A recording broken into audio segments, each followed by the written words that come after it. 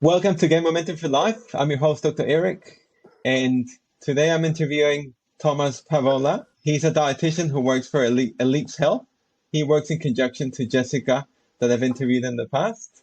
Uh, it's the three of them because there's another dietitian that works with them, and I've been referring to them, and they've been offering fantastic services to my patients. And we're gonna interview him looking into who's Tom, what he does, and what sort of practice he can offer. So, Tom, welcome again. Tell us, why did you become a dietitian? Thanks, Eric. Yeah, it's good to be here. So, why I became a dietitian is because I've been heavily involved in sports all my life, and I've really kind of naturally found that link between sports and performance and nutrition, and that's really what drove me to study Bachelor of Nutrition and Dietetics, and I've now been evolving in terms of what my interests are in the nutrition world. I'm kind of more going down the pathway of chronic illness and particularly with migraines because I'm a migraine sufferer myself. And I've heard that, so I know that that's how you initially became so passionate about this. And as a matter of fact, some of the changes you've done in your diet have been significantly an improvement to your lifestyle. Is that the case? Is that what's happening? Yes, definitely. Um, I've I've changed my dietary intervention or my diet, I guess, multiple times. More so looking into kind of managing my migraines better, and I've had a lot of success. So originally, when I was very active and a little bit younger, about my teens, 17, 18, my migraines were pretty terrible. I would get three, four, five quite debilitating migraines per week, Wow. and and I've just kind of taken my diet one step at a time and changed things one at a time. So for example, originally I started with a low carb ketogenic approach, similar to something that you would practice with epilepsy. Hmm. And I did get a lot of great success in my migraines. They reduced quite a lot.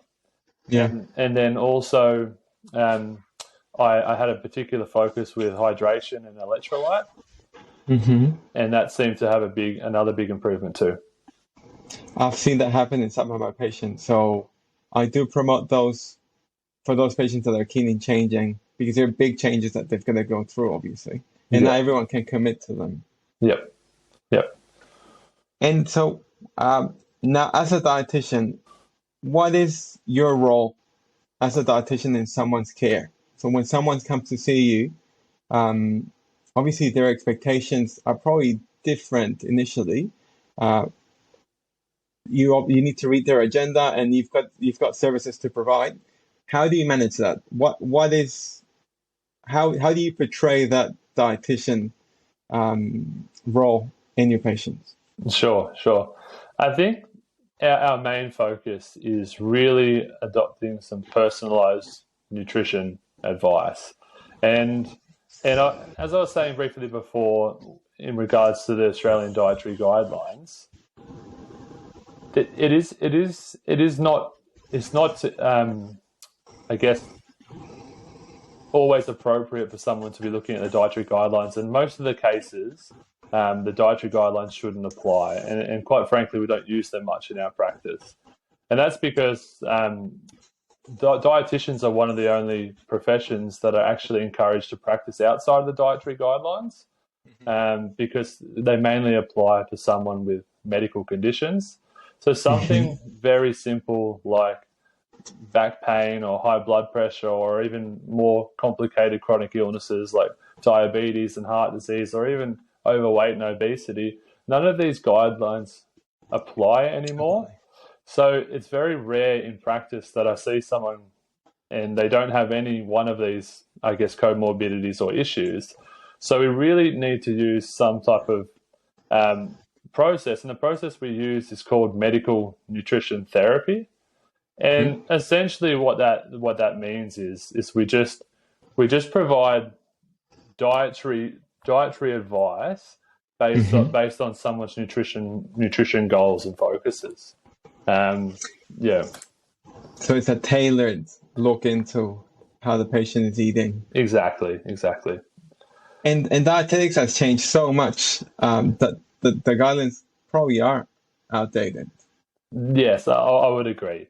And I guess the other part of our practice is that we do consult with our clients, so we don't need to see patients, face to face all the time. So we do a lot of online practicing, which is quite helpful these days, particularly during COVID as well. It was very helpful.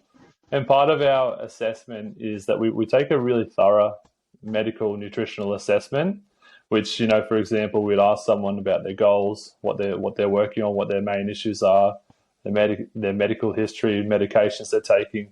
And then we go on to look into symptoms and take a really thorough diet history. I think that's a big key to how a dietitian practices as well, to really assess what someone's eating and their current kind of status medically.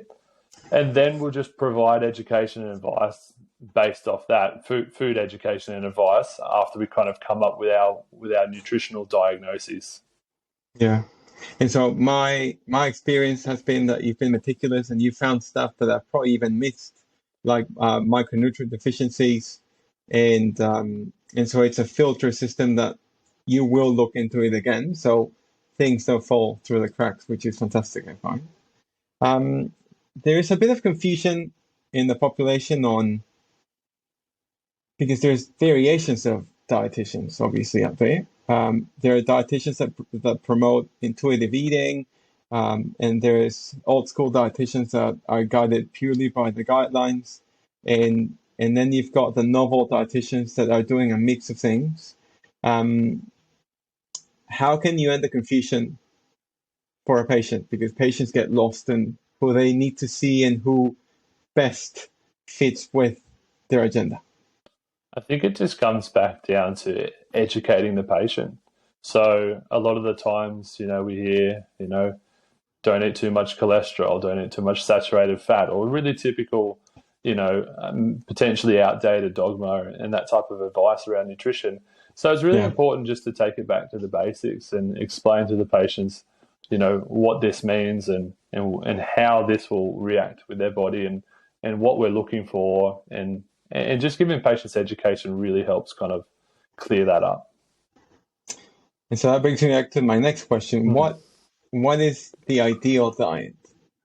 Okay, I think it's a good question, because I think the reason we really should or the way we should look at answering this question is go back to the basics. And I often tell a lot of my patients this, and I ask them, why do we eat? So what are the kind of fundamental reasons that we eat? And a lot of them come back and say, yeah, we eat for energy, and that's partially correct as well. But there's other reasons we eat, and one of the main reasons is to get essential nutrients into our diet. And what that means is, essential nutrients just means that certain foods or certain aspects of food that our body doesn't make or create, so we have to get them in the diet. So take protein, for example. Amino acids make up proteins, and about 10 of them, or about half of them, are essential, so we don't create them. So we have to provide our body with amino acids. Same goes with essential fatty acids, and also vitamins and minerals too. So a big part of the reason is just much more than getting the energy we need from a diet, and really focusing on a nutrient-dense diet too. And then, sorry, mate. Yeah, and I guess there's a bit of nuance with this as well. There's also the element of what foods can be digested well and how bioavailable foods are too. And I think a really classic example of this too is we can get confused by food labels. So take iron, for example. As if you have a certain amount of spinach and a bit of steak or red meat, there's going to be a pretty similar amount of iron in either of those foods, depending on how much you have on the plate. Whether one is going to be absorbed very well and the other not. So all these things we need to factor into what a healthy diet is as well. Yeah. True. And so those are things that most patients know about, but not necessarily in detail on how these things become available. And there's definitely variations in these things. So the education you're doing develops a framework to work on. from that moment on, how do you then end up work towards building them a healthy diet?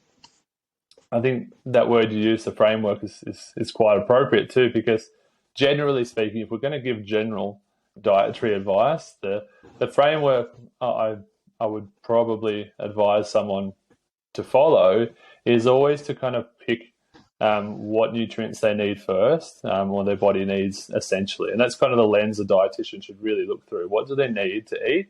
What is the body not Mm-hmm. making and why they eat? So we always start by recommending protein.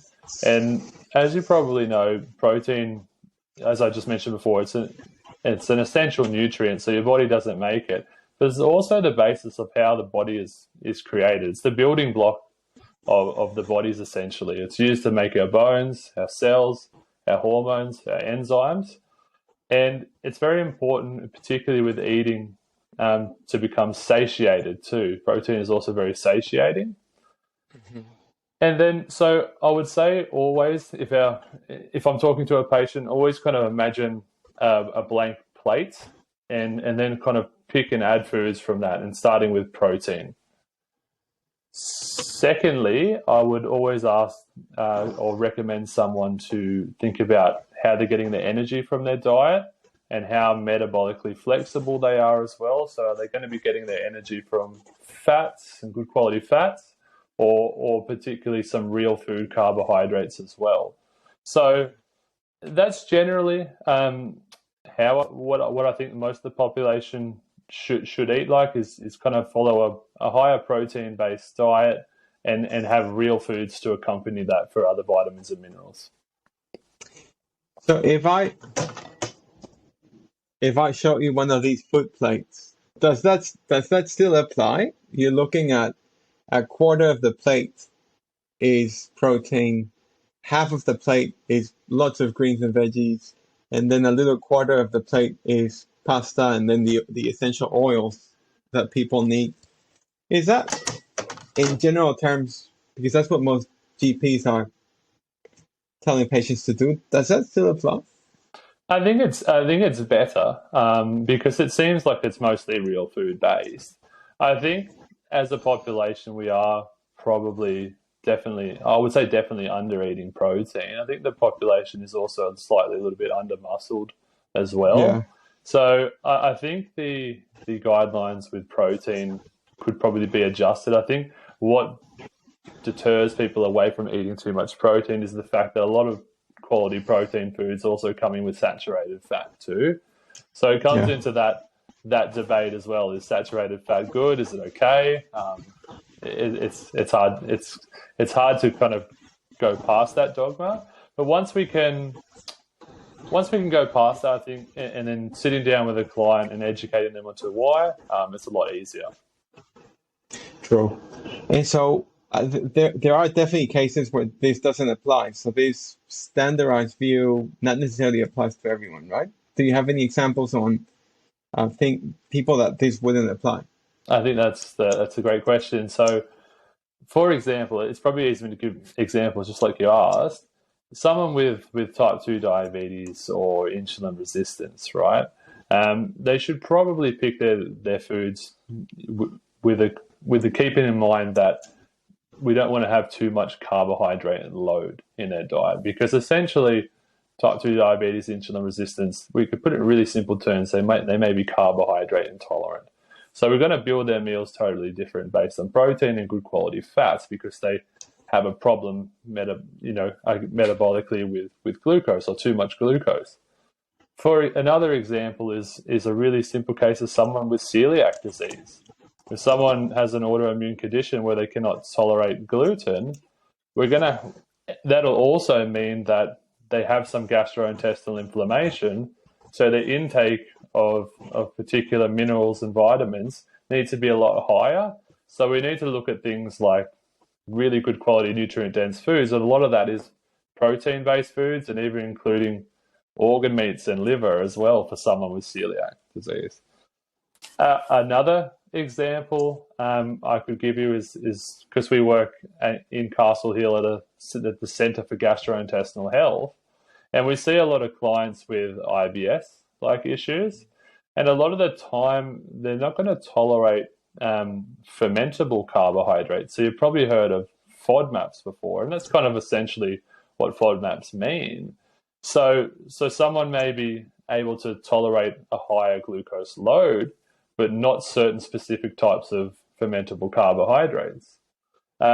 Another example would, I do a lot of work with IBD patients, so inflammatory bowel disease, and this population is very difficult because it's quite a serious condition, and essentially, Crohn's or ulcerative colitis is going to be aggravated by a little bit more fiber in someone's diet.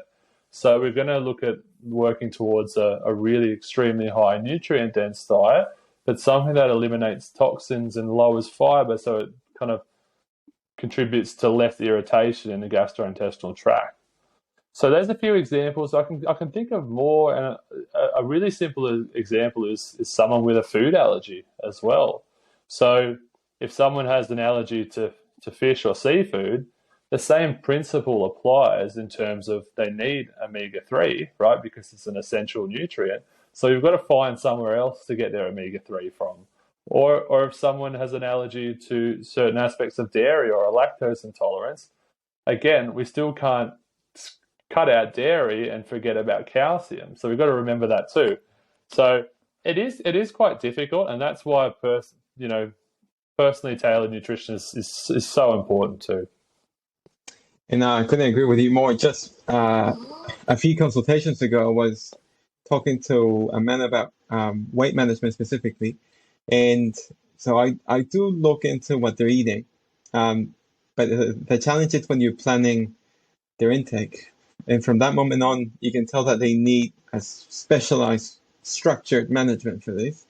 For example, this man, I was promoting a high intake of protein for satiety and to drop that to improve his insulin and sugar levels, but he was a fussy eater, and he was fussy with specifically meat products, and so that's as much as I could.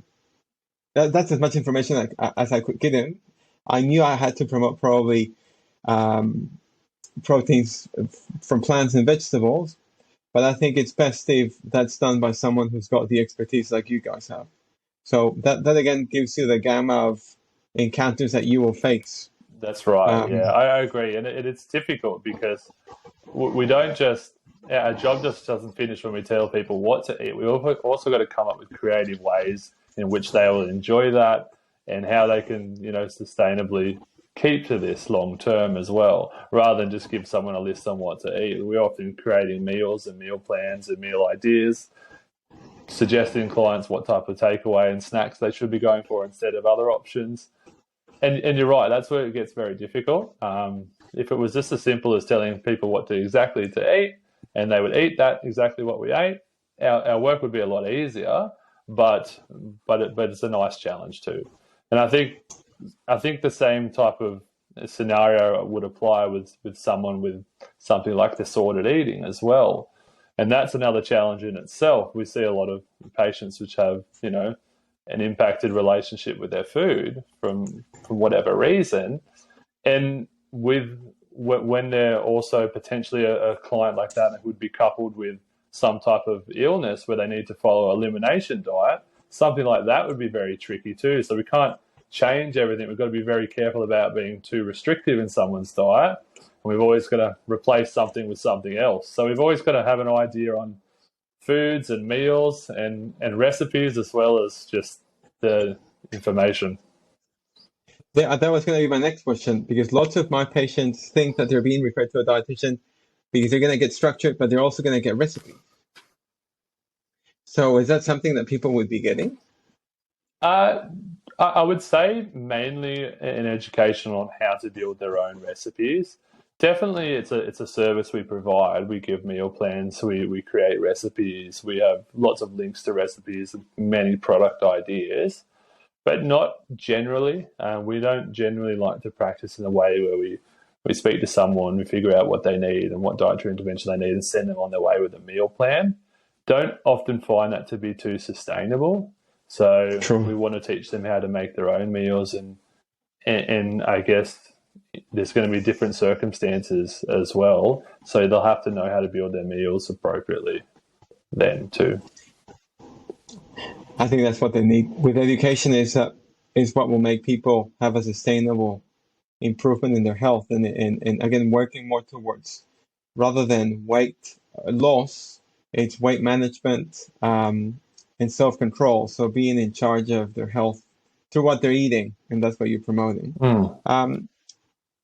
So back to the same patient I was dealing with the weight management. What's your take on weight loss? Why is weight loss so difficult? It's very hard because, well, first of all, when we're talking about weight loss, we should really think about what are we trying to achieve? Are we trying to achieve fat loss? I assume we are. Right? We don't want to lose weight from muscle loss or fluid loss through dehydration as well. So, so first of all, hopping on the scales is not always a really accurate interpretation of your body composition and your metabolic health. So that's one thing to be wary of. Often we're not encouraging patients to track their weight either. Tracking weight can be a bit of a roller coaster ride, but depending on the patient. Sometimes we'll use something like a DEXA, so a body composition scan, 3 monthly, as a bit of a progress tracker for weight loss. But in terms of weight loss, I think there's a very much of an oversimplified view on weight loss, and that's pretty much energy in and energy out kind of way of thinking. And I think it's very important to remember it doesn't really apply, because I have many clients and many examples of clients who have been eating 1,000 calories a day for 20 plus years, and they cannot lose weight. So we always, so I think, and you probably recognize seeing the same type of things as well, Eric. Yeah, exactly. So it's about kind of looking at the whole picture in terms of weight loss, and we really want to go back and dive into understanding fat metabolism a bit, and that's kind of where we're always looking at the hormonal approach with weight loss, and often a lot of the times looking into metabolic health, which is very much driven by insulin and insulin resistance and sensitivity for that matter. So really, that's something we want to factor in. So the other thing as well is chronically undereating calories seems to be a big problem too for the population, and that's kind of like the toxic dieting cycle is what we refer to that. And what happens is, it typically happens is that someone eating 1,000, 1,200 calories a day, their metabolic rate, and the rate at which they use energy, is going to down-regulate to kind of compensate the amount of energy going in. So with lots of different populations trying to lose weight, I think that's probably the main focus. It's about telling these people we have to eat more to properly nourish first before we then have their mindset on losing weight. And that's very difficult for people to understand and to fathom. So, and then I would also say that body composition plays a big role too. Like I just briefly mentioned before, that I do feel like a strong percentage of the population is under-muscled. And I think that's largely due to a lot of people work in the office 9 to 5. They don't exercise too much. Sedentary life, unfortunately. Yeah, sedentary lifestyles, and it's very hard. So if you have more muscle tissue, muscle mass, metabolic rate's going to increase. The rate at which you take in energy you're going to have so much capacity to do so as well. I think all these things we need to factor in. And I think what's quite sad too is that a lot of the overweight, obese population are also very malnourished too. And you probably find that, or most people would probably find that quite strange when you look at these people and they're actually very undernourished. And not so much from energy, it's more because they're following such restrictive energy diets, they're also not getting the nutrition, so vitamins and minerals they need. So it is quite sad, and it's very difficult with weight loss. So we really got to take all those things into account too. And it's fantastic that you cater for that population, because it's a population that's suboptimally treated. It's usually there's lots of blame, and it's just people that have been having the same repetitive suggestions from my fellow colleagues and dietitians and the medical industry of dieting and calories in, calories out. But I think the philosophy is changing now, and there is a more holistic approach, that there is a hormonal model that applies best to them, but they need the right guidance. And I'm seeing it with my patients and your team, that they feel more supported and they're getting good outcomes again. Yeah, and sometimes as well, Eric, that you see someone for weight loss and they don't end up losing any weight, but they're eating triple the amount of energy they are now. They're getting so much more vitamins and minerals. They're not gaining weight. Their energy levels have improved. Their inflammatory issues have resolved.